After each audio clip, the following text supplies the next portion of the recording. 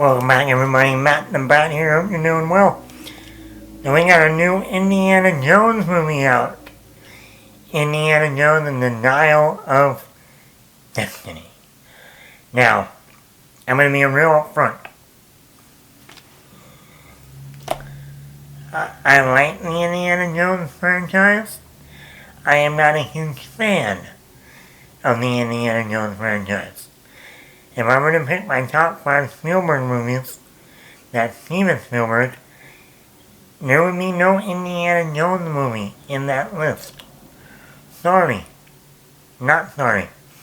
I think they're fun movies to watch, but they've never been like one of my go-to movies when it comes to Spielberg. So, on that note, you see where I'm coming from. Also, the last Indiana Jones movie came out in 2008, over 15 years ago. In fact, no joke, the week that Indiana Jones movie came out, I was graduating high school. Think about that for 1 second. In fact, the day of my graduation ceremony at Milton, my dad and I and my uncle, who was in town for the graduation ceremony and the party the next day, we went and saw Indiana Jones and the Kingdom of the Crystal Skull. Because we had nothing else to do, because the ceremony was that night, or evening, and we didn't want to be running around because I also had the senior lock-in at Aurora Cineplex in Roswell. So, and my mom wanted to get the house ready for the party the next day. So she's like, you guys need to get out of the house. I don't care what you do. Just go. Go, go, go, go, go. So we went and saw the new Indiana Jones at the time. So wrap your head around that, people. The last time we had an Indiana Jones movie, I was graduating high school. A lot has happened in 15 years. A lot has happened. Way too much. Some would even say you're a very different person than you were when you graduated high school. Probably. A lot has happened. A lot. Let's get into Indiana Jones and the Dial of Destiny. Also, we should also point out that Harrison Ford has finally hit the full circle trifecta of playing old characters, from playing his old iconic characters and returning. From Star Wars, coming back as Han Solo, from Blade Runner 2049, coming back as Deckard, and now returning once again to play Indiana Jones. Over 15, almost, if you realize, it took 19 years to make Indiana Jones 4 from Indiana Jones 3. Now it's taken over 15 years to go from Indiana Jones 4 to Indiana Jones 5. And also, we should also point out, Mads Mikkelsen has also hit a trifecta, taking over every franchise that he could.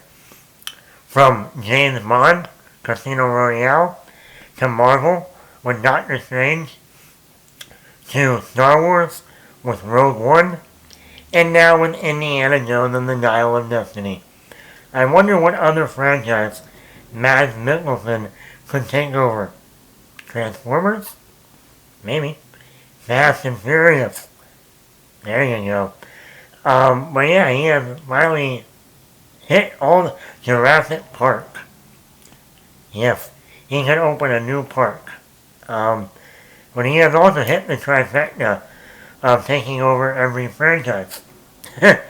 So here we go. Let's get into Indiana Jones and the Dial of Destiny. Starting out with Harrison Ford. I've never been a huge Harrison Ford fan. I love him as Han Solo. I like him as Indiana Jones. He's great. But anything else, I've always said he's just playing the same character, same attitude. Not that he's a bad actor, just I want more. But here, he, once again, just like with Han Solo in Force Awakens, just like with Blade Runner 2049, and now with Indiana Jones, he still has it. He still brings that mannerism, that humor, that, just the quality of Dr. Jones. Dr. Jones. He still has it. I never was watching this thinking of Harrison Ford or Han Solo. Like, no, he's Indiana Jones. Even 15 years later. Also, Phoebe Waller-Bridge plays Indy's goddaughter. I've never seen anything with Phoebe Waller-Bridge. I know she had that show Fleabag on Amazon. So this was my first introduction to Phoebe Waller-Bridge. I know she helped write the script for the last Bond movie, No Time to Die. I liked her in this movie. Like I've never seen anything else from her. But I liked her banter with Harrison Ford, especially when she's joking around with him. I liked it. All the humor, the old man jokes were great. She's feisty. She's strong. She's very smart. So I thought she was a great addition to this franchise. If we can't have Karen Allen back, Marion, this is a great, side character replacement. Also, Mads Mikkelsen once again comes in and plays a Nazi. Once again, Mads Mikkelsen is great at playing villains.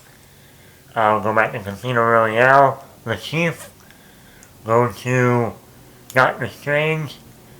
Hannibal Lecter on Hannibal. I like him in this movie.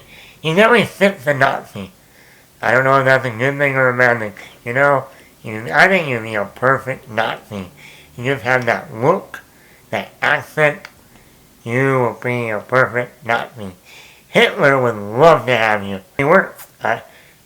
He's in it. I wish we had a little bit more character development with him. But at the end of the day, he's a Nazi. And as Brad Pitt says, cousin, business is a booming. Like king of Nazis. And they do kill a lot of Nazis in this movie. I liked him in the movie, the action. And one thing, if you're going for an action movie, this is a very good action movie. There's a lot of great action sequences in this movie. The opening 15 to 20 minutes is a great action sequence flashback with the de-aged Harrison Ford. And I'm going to say it right now.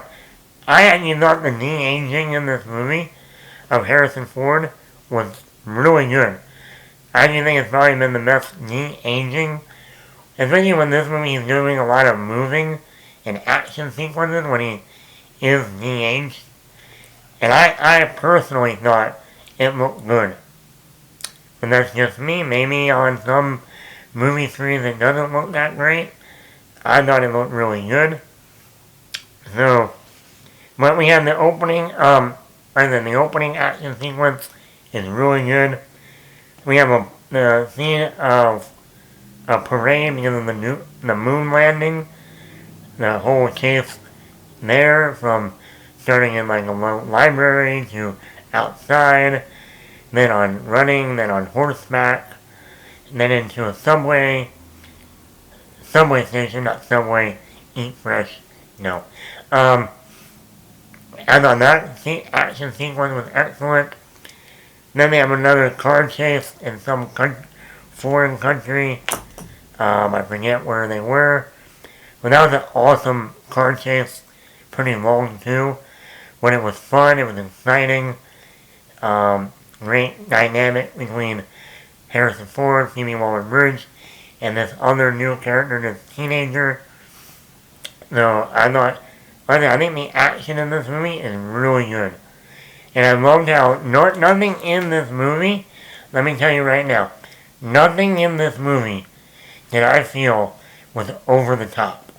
Like in the last Indiana Jones.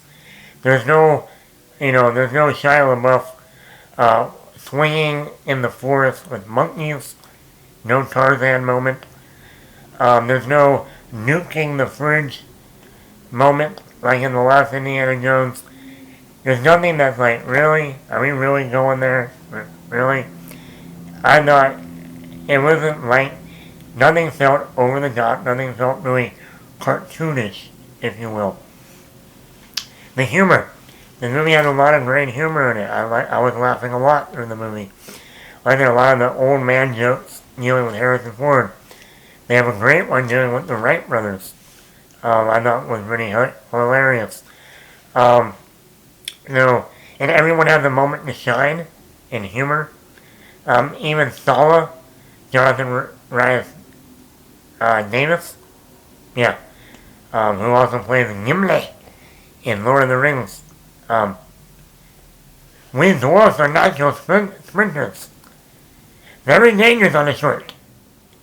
Pacing, this is the longest Indiana Jones movie at 2 hours and 24 minutes. And I personally, other than for one sequence, I thought the pacing worked great. I never felt bored. I never felt like, can we please get in the ending? Come on now. No, never felt like that. The score by John Williams, iconic. It's always nice when you hear that indie theme start going. And I'm glad they didn't overdo it. Because, some movies they like to, people haven't seen Indiana Jones or whatever, Star Wars or whatever in a long time. Let's keep punching them, hitting them over the head with that theme over and over and over and over. They don't do that here. No, we don't do that here. Infinity War. I like how they wrapped up the movie. I won't spoil it. But the way they close out this movie, I go, you know what? Other than missing one character in this movie, you wrapped it up pretty perfectly. That I hope you don't make another Indiana Jones, because I think you wrapped it up perfectly. But then again, you never know. Disney wants to make money. They gotta do whatever they can to make money. When it comes to my negatives, they're really minor. I wish we got more of Antonio Banderas in this movie. Yeah, Zorro himself is in this movie. Funny enough, I know people might forget that Antonio Banderas and Harrison Ford were in the last Expendables movie. So, I don't know if they became friends on that movie and then brought him in here. But I wish we got more Antonio Banderas. Also, the whole sequence dealing with Antonio Banderas is the only part of the movie that I felt like kind of slowed the movie down just a little bit. It's more that they either could have reconstructed that scene to make it shorter, or found a way to just completely take it out. But I think that was the only sequence that I thought, he could have taken that scene out. No big deal.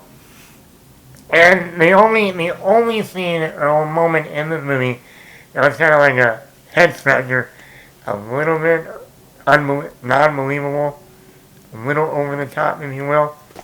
No, it's not like the flying monkeys, swinging with monkeys, or nuking the fridge. But there's this teenager in this movie, and they want him to fly a plane. And he's never flown a plane before. He doesn't know how to fly. He's a teenager. And then they also want him to land the plane. And somehow he knows how to do it perfectly. Like, perfect. Like he was trained by Tom Cruise. By Maverick himself. And I'm like, okay, really? What? Really? Really? I'm gonna think, that's a little bit, that's the one moment I go, I'm not buying it, folks. I'm not buying it. That'd be like me getting behind a plane. Okay, Matt, fly the plane. Okay. You want me to fly? I don't know what the fuck I'm doing, but strap in. I got 9 lives. I don't know about you. So I know I'll be safe. You? As they say in Braveheart, you'll fly a plane and you've never flown before? And he's able to fly perfectly in a rainy thunderstorm. Lightning, thunder, hard rain, and landing. Wow. So overall, for me, I thought this was very entertaining. Harrison Ford is great. Phoebe Waller-Bridge was great. The humor worked. A lot of great action sequences. It's directed by James Mangold, who did 310 to Yuma, Walk the Line, 4V Ferrari, The Wolverine, Logan, Night and Day, With Me, Without Me. I think the only negative with that is I never felt like it was a James Mangold movie. You know what I mean? Like, Spielberg did all the other Indiana Jones, and I never felt like this was a Mangold film, except for maybe the look of the movie, very glossy. You can tell they shot on digital, but that's about it. I would give this movie a 4.4 out of 5. I think it's a really fun movie. It's fun and action-packed, adventure, humor. And one thing is coming from someone who's not a huge Indiana Jones fan, but as a summer blockbuster, and this is way better than Indiana Jones and the Kingdom of the Crystal Skull. Way better. I had fun with this movie. So, like I said, did you see the new Indiana Jones Dial of Destiny? What did you think of it? Let me know in the comments below. Matt the Bat here.